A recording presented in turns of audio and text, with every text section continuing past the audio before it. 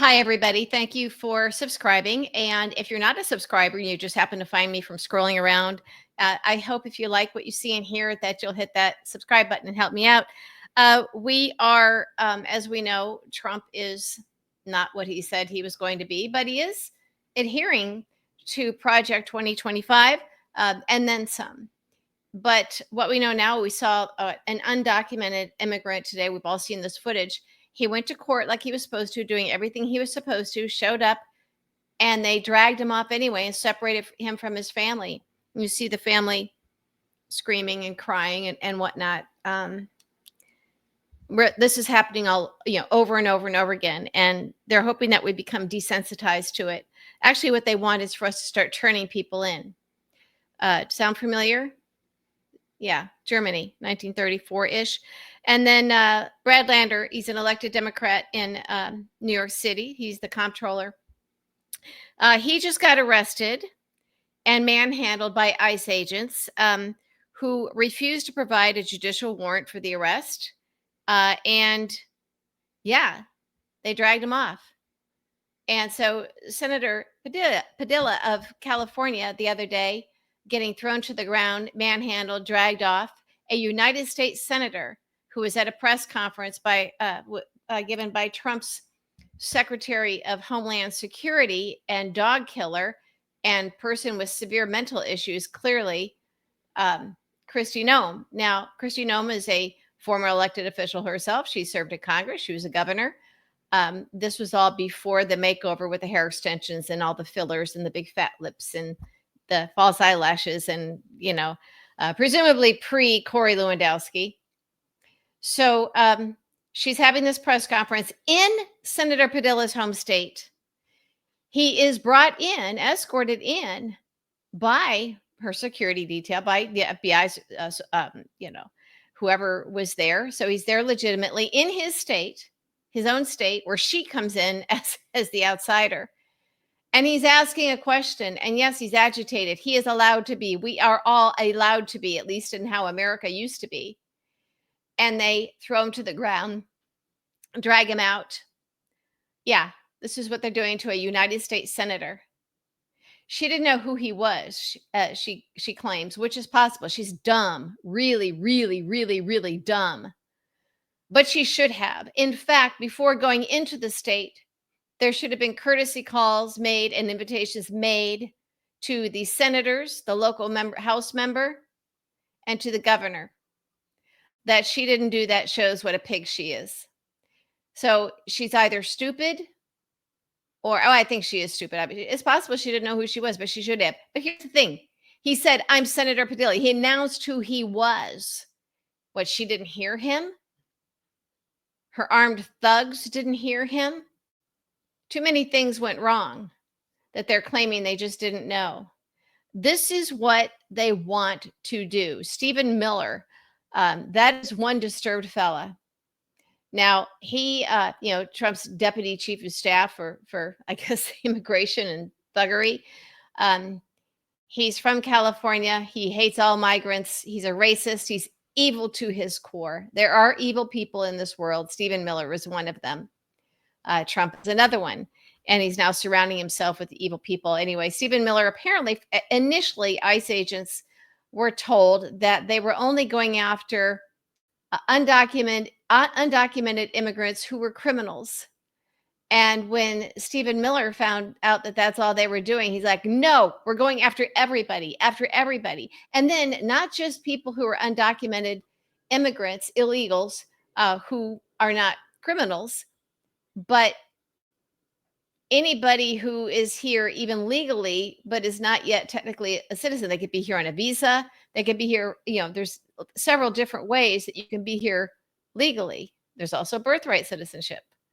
That's how Trump's family and Melania's family gets in.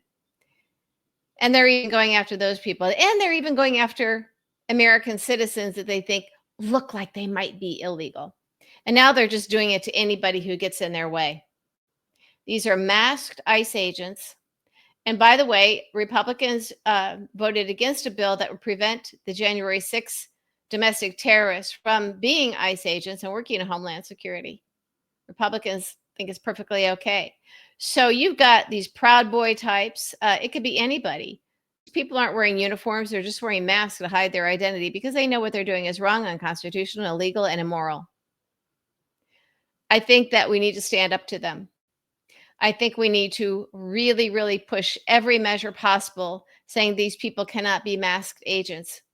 Law enforcement, they don't wear masks.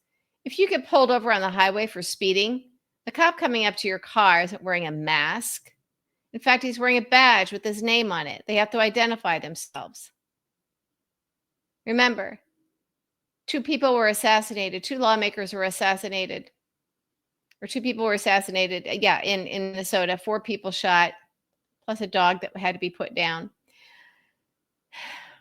by a guy wearing a fake police officer uniform. It is imperative in this climate that anybody in any reason claiming they have some law enforcement authority over anybody putting their hands on you, cuffing you, putting you in zip ties, whatever they're doing, putting you in a car, knocking on your door, saying they need to come in, anybody approaching anyone in this country in that capacity must identify themselves. Must. And I think that Democrats need to push that in every state as well as in the Congress. And Trump and Republicans will fight it. But we got to take this front and center. Look, we know we have a voice. We saw what happened on Saturday where millions of people, so far, so I've seen the number at 12.1 million people at the No Kings protests around the country, the largest protests in the history of this nation. And you saw the sad little Trump mushroom sized crowd at his authoritarian birthday party. We saw that the military that were forced to take part in that were doing a soft protest by purposely marching out of step, being sluggish, playing music that Trump didn't quite understand, that was protest music for draft dodgers like him. So we are on an upswing, and I think that we need to use that to the best of our ability and to the fullest extent that we can. We need to have an all out, full on effort and to demand that these ICE agents and anybody else that is approaching us, approaching anybody in this country where you can be detained, if they put their hands on you in any way, shape, or form, they must identify themselves. They should be wearing a badge with their name on it, and they cannot wear masks. Okay? I think that sounds really reasonable. The fact that we even have to have this discussion in the United States of America in 2025 is pretty sad. But when we stand united, I think that we can get this stuff done. There must be a massive effort of massive awareness where we simply will not stand for masked people, masked thugs of Stephen Miller's and Donald Trump's and Elon Musk and Vladimir Putin to be able to do this. So we can have bills introduced. Republicans won't let them go anywhere, but put them on the record. Put them on the record.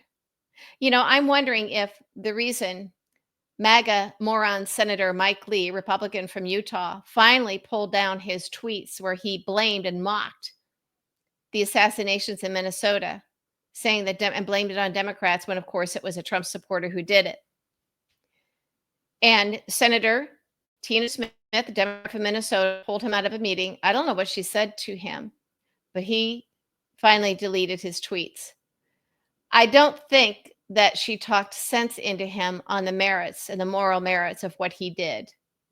I think he's too screwed up for that, too evil for that, too warped for that. I think, and I'm hoping that what she did was let him know that he could be censured and there would be efforts to remove him from the Senate. And maybe she had some conversations with some Republicans who would go along with it. Or, and I think this is important, maybe she said, you are going to put every Republican senator on the spot, Mike Lee, for what you did, because they will have to because you can sign discharge positions, you can do dear colleagues, you can do whatever, all kinds of things. Um, you can have a letter, you can make everybody go on the record. Maybe she said that we will make every Republican go on the record where they're going to have to either support you or speak against you. Do you want that, Mike Lee? Because here's the thing, for a Republican senator who might be up for reelection in the midterms, I don't think they want to have to address that question, do they? But that's the thing. We've talked about this before in this space.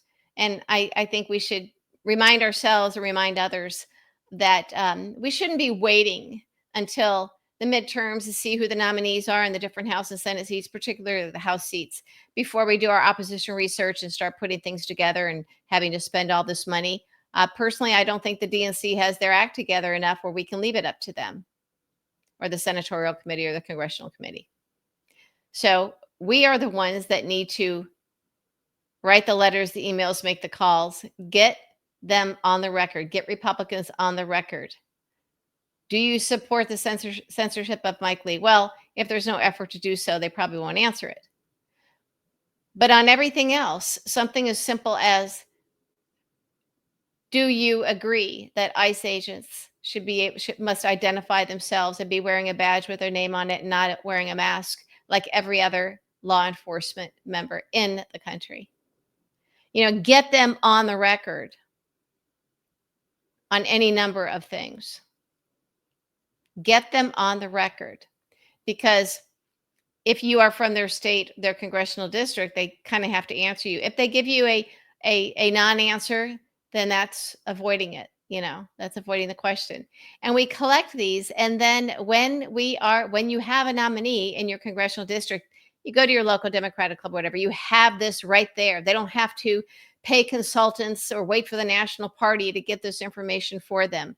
We, the people, have done it for them. As we said, there's nobody coming to save us. The cavalry is not coming. We are the cavalry. We have to do this. So that's where everybody, you don't have to be a political scientist or work in politics or dedicate your whole life to this to do your part. But right now, let's really push this issue about these masked thugs pretending to be law enforcement, these ICE agents who don't have to identify themselves. I don't think that they'd be doing what they're doing, these unconstitutional, illegal actions, if they had to identify themselves. So let's not let this one go. I just have a feeling that this is something that we need to drill down on. And I'd appreciate your comments and your thoughts on that in the comments. I think that this is something that we can do that's pretty easy to understand. And like I said, anybody can do it. Let's put our Republican elected officials on the spot. Because, again, it was a fake police officer that showed up at the door of 2 Democratic lawmakers in Minnesota and shot them.